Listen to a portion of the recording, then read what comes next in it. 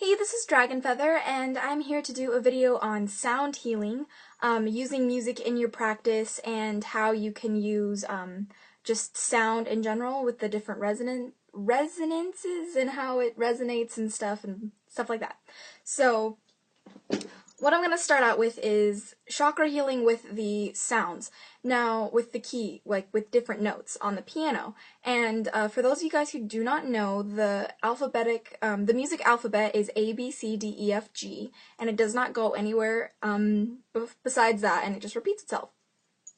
So when you start with your chakras, you start with your root chakra, and your root chakra, the color associated with it is red, and as you go up the chakras, they change in colors of the rainbow, red, orange, yellow, green, blue, indigo, and violet, or sometimes people will do blue, violet, and clear, or blue, purple, and violet, depending on what resonates best with them and what they like to work with. But for me, I use indigo and violet and purple and clear, depending on the mood I am in. However, on my piano, I have it in indigo and violet. And as you guys can see, on my piano, I have the colors of the chakras on here, and that's so I don't forget which chakra color associated with which note is. And for those of you guys who've seen my piano covers on my channel have seen that, they're like, oh, that's clever. It actually has a meaning to it. So, there you go. And that's just for me and my healing stuff. So, where you start is at the root chakra, and the note associated with the root chakra is C. And for those of you guys who do not know what a C sounds like, this is what it sounds like. So if you were to perform a healing on someone's root chakra, or if you're going to do all the chakras all together, you would start with this one, and you would either play a piece of music in the key of C, like Beethoven and Mozart and Debussy. Some of those people tend to be the more classical pieces are the pieces I recommend for you guys to use. Don't use like modern music that's in like poppy or something like that. Don't use that music to heal your chakras. Use classical pieces of music that you find either on the internet or own or whatever. And sometimes I even just do it myself, and I will just play some music that I know that's in certain keys to help with certain people. So that's your root chakra. Next is your sacral chakra, and your sacral chakra's color associated with it is orange, and the key or note that is associated with it is the key D, and this is what it sounds like. So again, if you were going to perform a healing on someone's sacral chakra or do some sort of cleansing, you would either, again, put a piece of music in that key, play it, or play different octaves of the key of the note D. So the next one is the solar plexus chakra. Oh my gosh, I almost forgot that. Is the solar plexus chakra, and the color associated that with yellow, and the key associated with that is E. And this is what it sounds like.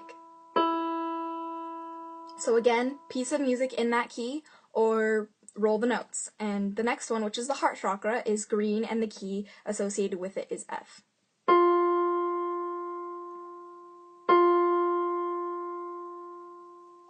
And so on and so on.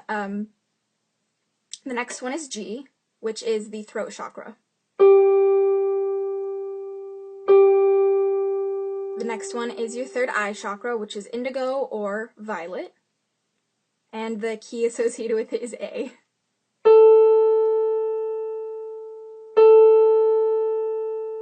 And the last one is your crown chakra, which is violet or is clear, and the key associated with it is B.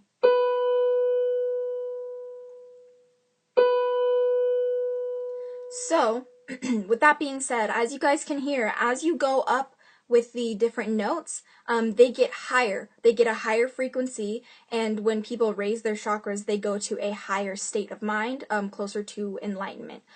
So that's something that is pretty self-explanatory right there.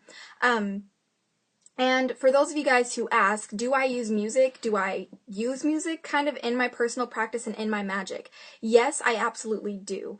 When I am doing certain types of Healings on people, not necessarily just on people, but healings on myself are casting certain spells that are associated with different chakras. I will play classical music written in the key of whatever note it is.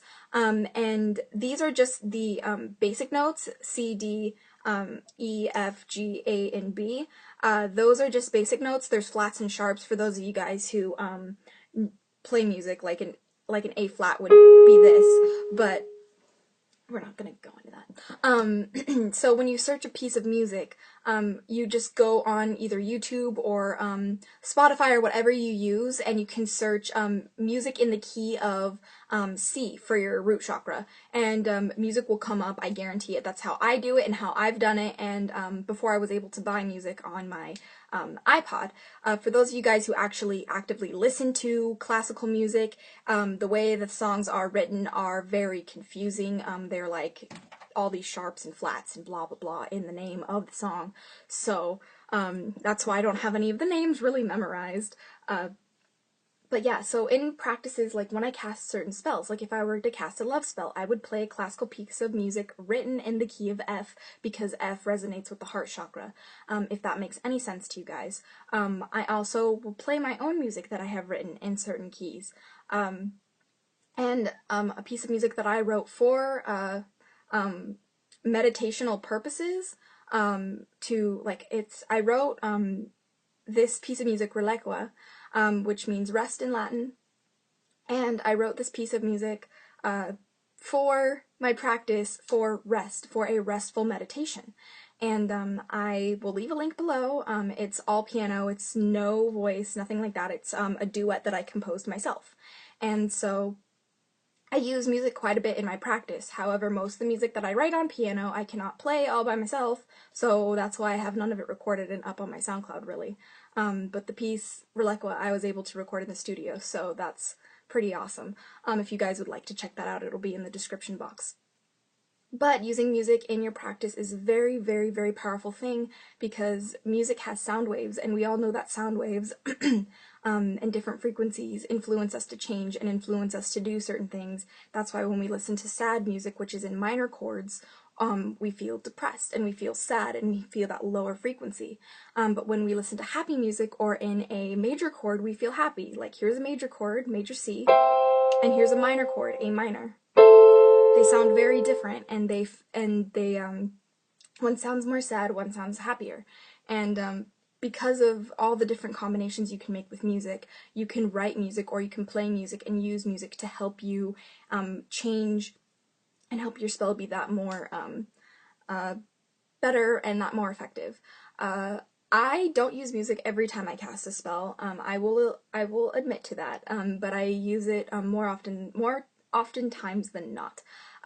So this was a very basic overview of how to do healings with music, as well as using it in your practice. But if you guys have any more specified questions on it, leave them below and let me know, or contact me through Facebook, Tumblr, Twitter.